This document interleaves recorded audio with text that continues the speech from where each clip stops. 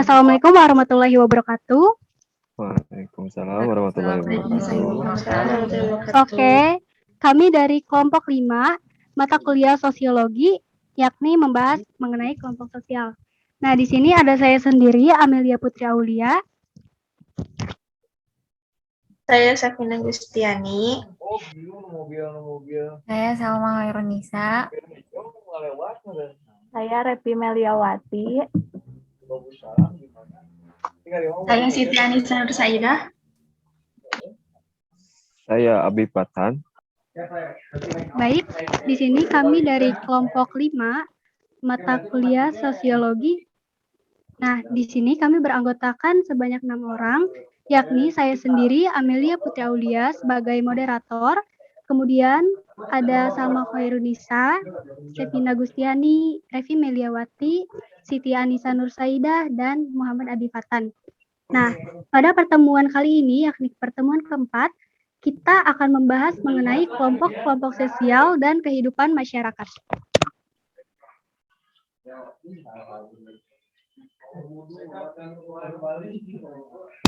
Oke, yang pertama, manusia pada dasarnya adalah makhluk sosial yang memiliki naluri untuk hidup dengan orang lain. Naluri manusia untuk selalu hidup dengan orang lain disebut dengan gregariousness, sehingga manusia juga disebut social animate atau hewan sosial.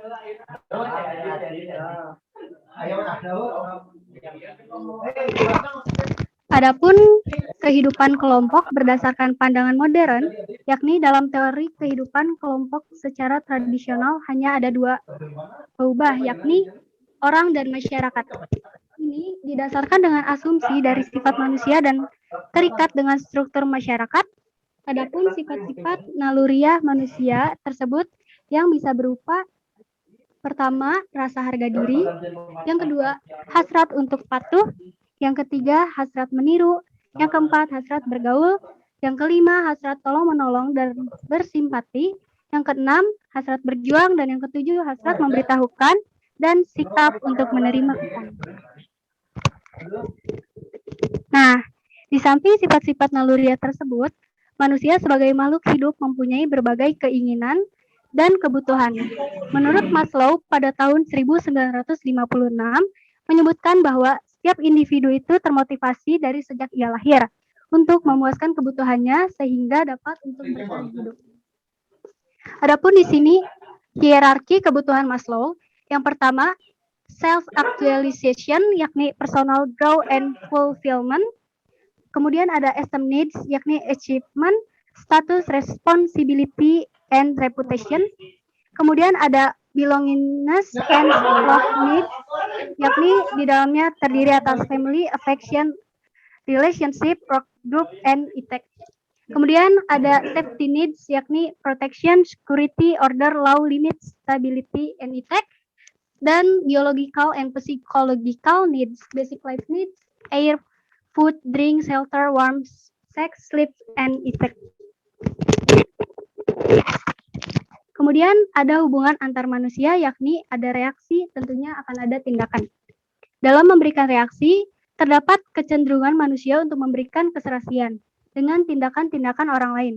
Dua, hasrat atau keinginan pokok manusia, yakni pertama, keinginan untuk menjadi satu dengan manusia lain di sekelilingnya atau masyarakat. Yang kedua, keinginan untuk menjadi satu dengan suasana alam di sekelilingnya. Nah, manusia itu selalu menggunakan pikiran, perasaan, dan kehendaknya dalam bersosialisasi sehingga menimbulkan kelompok-kelompok sosial di dalam kehidupan manusia ini. Kelompok sama dengan kerumunan. Apakah itu?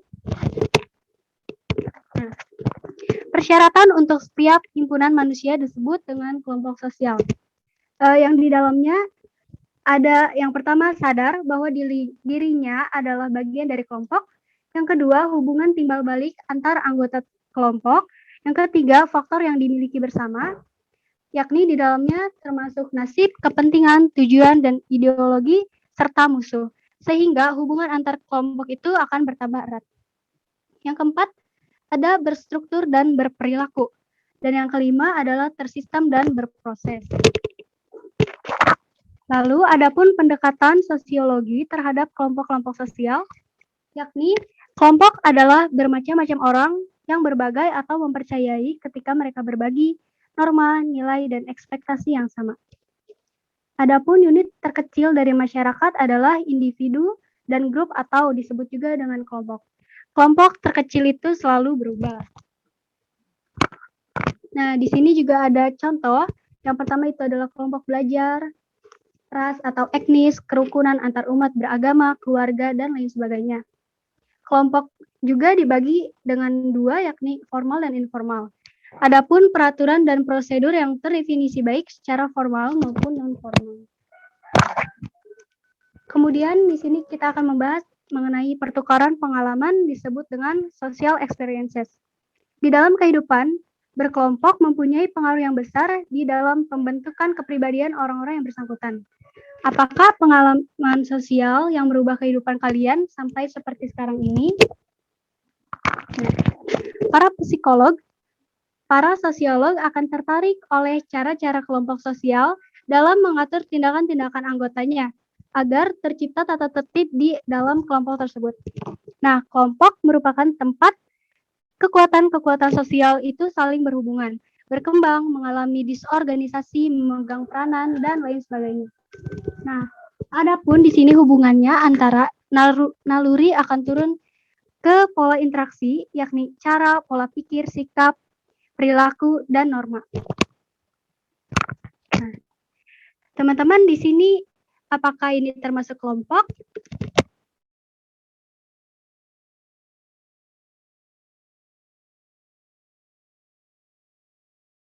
Menurut aku iya. Iya ya, karena di dalamnya ada kaitan erat yakni hubungan sosial. Oke, next. Menurut saya Kemudian di enggak. sini ada. Oh iya, kenapa Abi? Karena beda-beda tujuan. Soalnya kan yang namanya kelompok itu kan harus sama tujuannya. Sehingga kan bisa menjadi kelompok yang solid. Oh iya. Gitu. Bagus. Siap. Oke, next ya. Di sini kita akan membahas mengenai kelompok dan identitas. Semua orang ini memiliki banyak kelompok yang berbeda atau kita sering sebutnya itu pada sekarang ini circle ya, yang berbeda-beda. Nah, adapun jenis kelamin, orientasi seksual, ras, etnis, manusia, kelas, kebangsaan, dan bahkan warna rambut Anda dalam kelompok merupakan bagian dari identitas.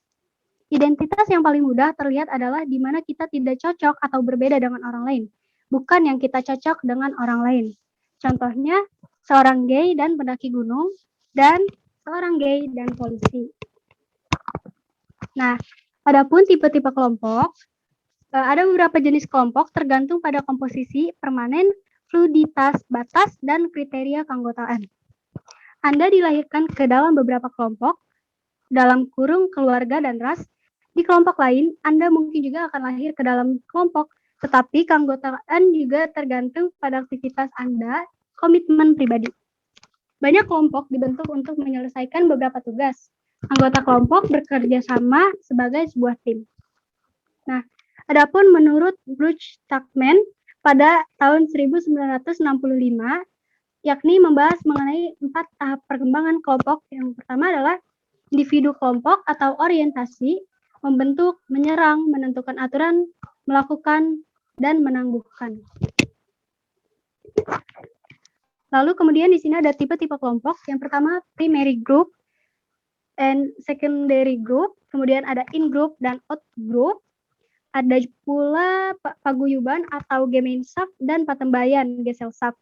Yang keempat ada grup formal dan non-informal. Yang kelima membership group dan reference group. Dan yang keenam kelompok okupasional dan volunteer. Nah, kemudian di sini ada penjelasan mengenai kelompok primer, yakni permanen dan saling mengenal antara anggotanya. Kemudian yang kedua ada melekat di kepribadian dan tak akan terganti. Yang ketiga, peleburan individu ke dalam kelompok. Yang keempat, tujuan individu atau tujuan kelompok. Kemudian ada kelompok sekunder, yakni kelompok besar yang terdiri dari banyak orang. Hubungannya tidak terlalu perlu berdasarkan saling mengenal secara pribadi dan sifatnya tidak begitu langgeng. Contohnya adalah kontrak jual beli. Adapun penjelasan dari kelompok-kelompok tadi, yang pertama ada in group. yakni kita merasa sangat positif dan sepenuhnya merasa memiliki. Kemudian tempat di mana kita antar individu itu mengidentifikasikan dirinya sebagai in-groupnya. Dan yang ketiga ada sisi superioritas.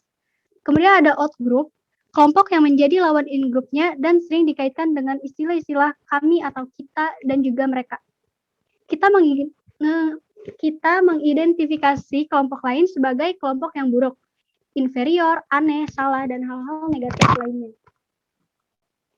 Lalu ada paguyuban atau Gemeinschaft, bentuk kehidupan bersama di mana anggotanya diikat oleh hubungan batin yang murni dan bersifat alamiah dan kekal. Hubungan bersifat intim, private, dan eksklusif. Kita saja dan tidak untuk orang lain di luar kita. Kemudian ada keluarga, kelompok kerabatan, rukun tetangga, dan lain sebagainya. Berdasarkan ikatan darah, tempat, dan jiwa pikir. Kemudian ada patembayan atau Gesellschaft, yakni ikatan lahir yang bersifat pokok untuk jangka waktu yang pendek, kemudian bersifat sebagai suatu bentuk dalam pikiran belaka dan strukturnya bersifat mekanis. Lalu hubungan perjanjian yang berdasarkan ikatan timbal balik, contohnya adalah ikatan antara pedagang, organisasi dalam industri, dan sebagainya.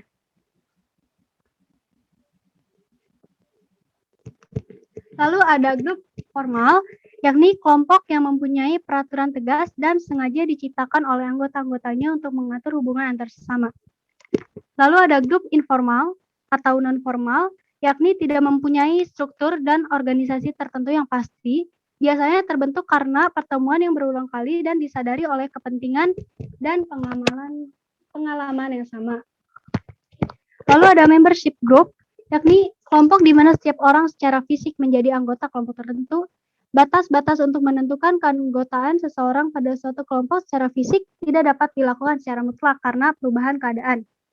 Lalu situasi yang tidak tetap akan mempengaruhi derajat interaksinya di dalam kelompok tersebut.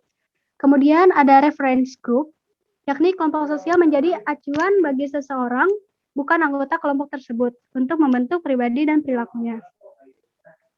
Seseorang yang bukan anggota kelompok sosial bersangkutan mengidentifikasi dirinya dengan kelompok tadi.